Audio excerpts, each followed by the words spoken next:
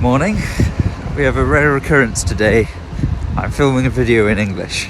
The reason why is, well, funnily enough, I'm talking about multiple languages, but I don't know how well I can explain my points in either German or Welsh. Basically, I've started trying to teach myself French, which I haven't mentioned up till now because sometimes when you're really early into starting to try and learn a new skill or dedicate your time to something, telling other people about it too soon can actually, I don't know, it kind of sets you up for disappointment if you then lose motivation and don't keep at it, and everyone's like, oh, how's the French going? And you're like, oh, I stopped after the first week.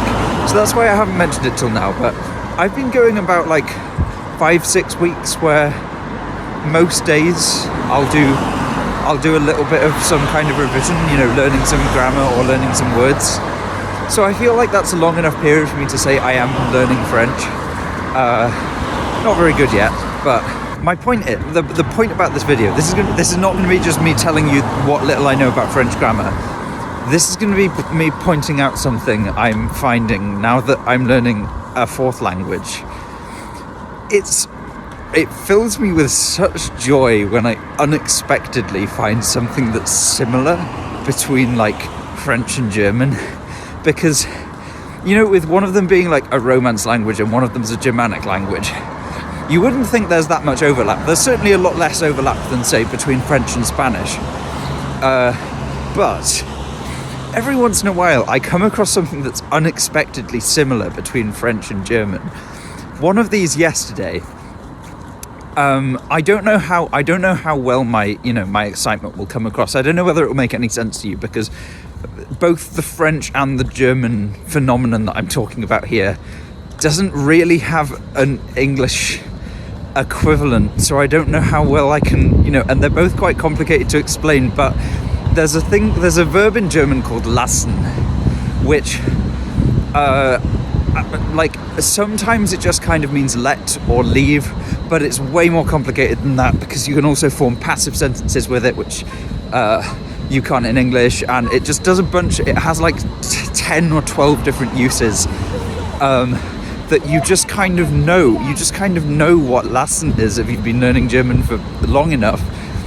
And I came across the French word laser, I don't know if I'm pronouncing that right, but it's a verb, yesterday while I was looking up a different French verb called tomber, which means to fall, and the dictionary told me there's a construction called laser tomber, which is the same as the German fallen lassen. It means it means to drop something, but it's like to let fall is how you say to drop something on the floor in French. And I was like, wait, that's fallen lassen.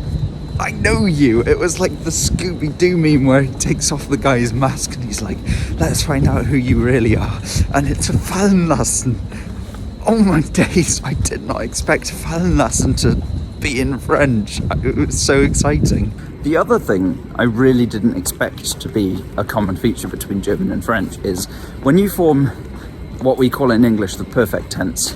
In German it's also das Perfekt. In French it's passé composé. It's where you say like, I have done something, I have gone, I have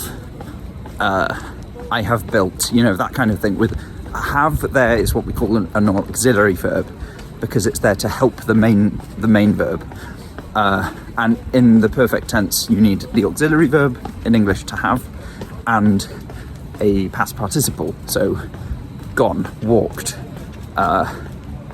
built, eaten, that kind of thing. However, what's interesting about German, which isn't really a thing in English, is for a lot of verbs, especially verbs of motion, but not exclusively,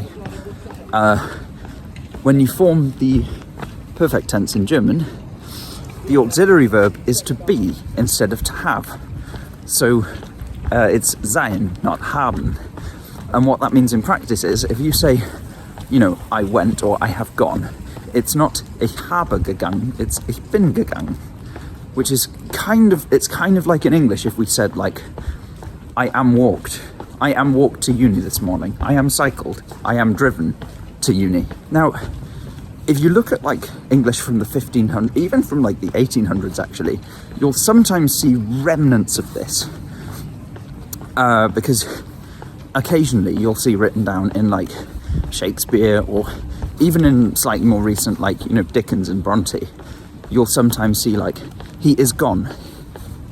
He is gone to the market this morning, or like, he has come home. Instead of he has come home, he has gone. It's he is gone, which is exactly what they do in German, but much more commonly than we do in English. Or, you know, we don't really do that at all in modern English. But that is, you know, you have to do that in German for a lot of verbs, especially verbs of motion. I thought this was just a German thing.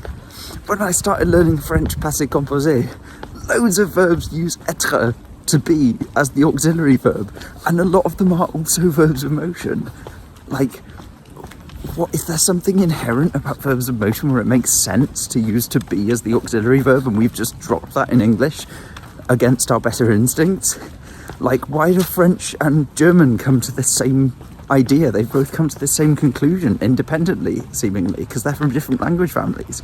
Or is this a deeper thing from Proto-Germanic or something, like from Proto-Indo-European? I need to go on a research rabbit hole about this.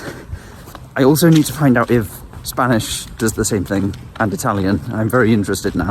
Editor Isaac here, just popping up right at the end to say I have now found out that they don't do that in Spanish. They just have one auxiliary verb in the perfect tense, and it's haber, which I assume is basically their equivalent of to have.